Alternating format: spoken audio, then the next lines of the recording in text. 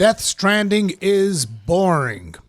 This is potentially one of the sentences I've read the most throughout the week, and while it's riveting to see these in-depth, engrossing, and well-researched opinions, what really piqued my interest was analyzing how we got here.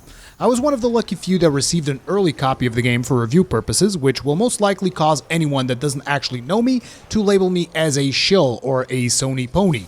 And to be quite frank, I can't really blame them. Gaming journalists in general have managed to burn gamers so hard, so often, and in so many different ways that deciding who you can trust nowadays is harder than Blizzard's raging boner for the Chinese market.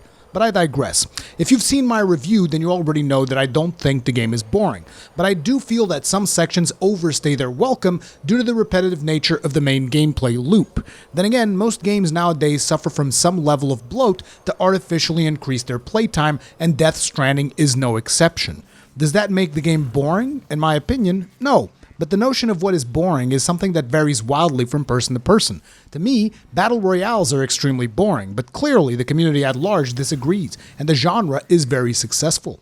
Some gamers find JRPGs like Persona boring, but then again, the amount of success and critical acclaim the series has enjoyed is proof positive that there's definitely an audience that loves these titles, myself included. So I feel a big part of this discussion should actually be about where Death Stranding lands from a genre perspective, so we can set the baseline expectations for the gameplay and players can decide whether or not this is a game they would find appealing to begin with. Because even if a developer makes the best possible battle royale game in existence, with the most impressive visuals we've ever seen, and the most customer-friendly business model in the industry, I'll personally still find that game boring because that genre simply is not for me. And trying to define Death Stranding's genre is exactly where the problem begins. You see, after the raging success of the Metal Gear franchise, Kojima is expected to produce a certain kind of game. I believe Kojima's fans expected him to produce something in the vein of Metal Gear, and despite his claims that Death Stranding was going to be something different, his own definition of Death Stranding's genre is somewhat misleading. In a tweet, Kojima claimed, "It's a totally brand new genre called action game / strand game with a social strand system." And personally, action game would not be the first thing that comes to mind if I was to try and explain Death Stranding's genre. But naturally, several outlets rolled with it and confirmed that Kojima had created a whole new genre of gameplay we've never experienced before. Statements like these come from a place of ignorance or limited experience in the industry. But let's break this down. The strand portion of Kojima's definition is an evolution on Demon's Souls' player message system, where players could leave hints in the ground which would then appear in other players' worlds, indicating potential treasures or traps.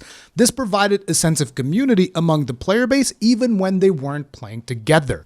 In Death Stranding, rather than just leave messages, players also build useful structures which eventually get sent to other players' worlds. And through this interaction, players end up helping each other by simply helping themselves. This part is actually the game's biggest innovation in my book, but it's still not enough to call it a new genre. Now, the action game part, on the other hand, is the crux of the issue. When we hear action game, we expect combat, but in reality, combat is not the focus of the game. I would even argue combat is actively discouraged with the exception of the boss fights. The core of the gameplay loop is the journey between destinations, figuring out the best way to go from point A to point B and tackle the navigational challenges in between, as well as how to best optimize future trips between these destinations through the building of infrastructure. And while this isn't a particularly popular genre from my experience, it definitely exists across several games. Two of my personal favorites would be Elite Dangerous and Rebel Galaxy Outlaw, though some people would also be quick to point out Euro Truck Simulator. These games all have missions that consist of transporting cargo between two destinations with some challenges along the way. In the case of Elite Dangerous, for instance, the challenges could range from limited fuel to pirate interceptions or even carrying illegal cargo. So while you can't necessarily call Death Stranding a space simulator, if you think of Norman Reedus as your spaceship, you'll notice the similarities in the gameplay loop are definitely there. And I'm not saying this is a bad thing, quite the opposite. It's the reason why I personally like the gameplay loop. Now, for a lot of gamers, the notion of hauling cargo between 2 points is not an appealing one. One might even say this is probably the case for most Metal Gear fans. This doesn't mean the game is bad or boring, it simply means it's a genre that doesn't appeal to your personal taste.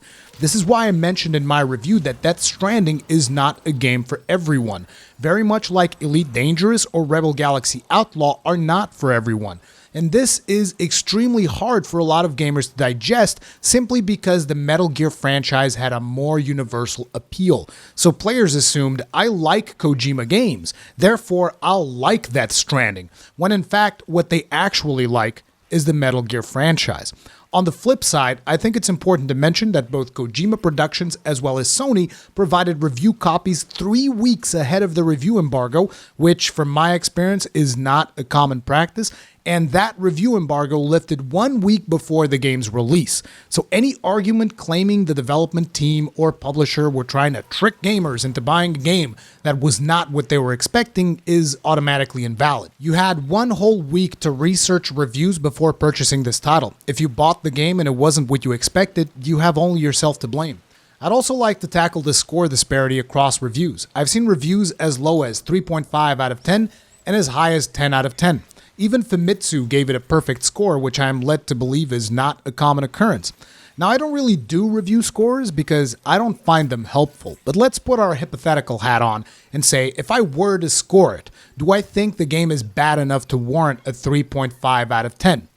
No. Hell no. And I would actually go as far as to say a score like that denotes heavy bias against the development team, the publisher, or the genre itself. 3.5 is the score you would give to a game that crashes every 30 minutes, a game with atrocious visuals, worse animation, bad audio quality, bad performance, bad writing, and barely playable gameplay. All things I know for a fact are not the case. So I won't even entertain the notion that a score like that is anything other than clout chasing, trying to be a little edgelord publication by hating on something that's trending. Would I give it a perfect 10 out of 10 score? No, because the game is not perfect. Like I mentioned previously, as well as in my review, certain sections of the game tend to outstay their welcome, even when you're beelining the main campaign. There's also a lot of inventory management during heavy combat sequences, and there's several other little things that annoyed me during my playthrough. But for those, you should just check out my full review. Essentially, no, the game isn't perfect, but to boil the whole experience down to a boring walking simulator is an ignorant take from a petulant child that didn't get their Metal Gear Solid 6. So the answer to the question posed in the title of this video is a resounding no. Death Stranding isn't boring. The majority of its gameplay loop is most likely just not your cup of tea. And that's fine, because there are tons of other new games out there right now. This September and October have been insane, and 2019 was a fantastic year for gaming. You don't have to like something just because it's popular or trending.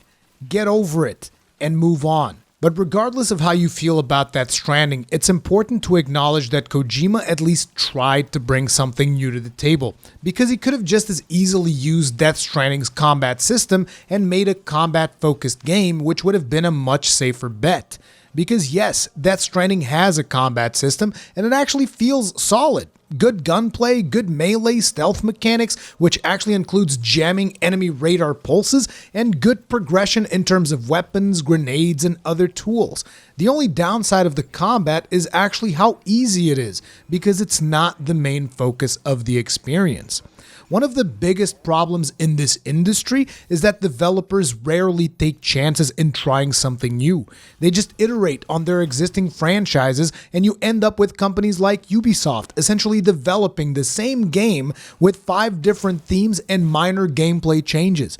Even if I ended up not liking Death Stranding, I would still be happy it exists, because I like to see studios take chances, get out of their comfort zones, and try to come up with something new.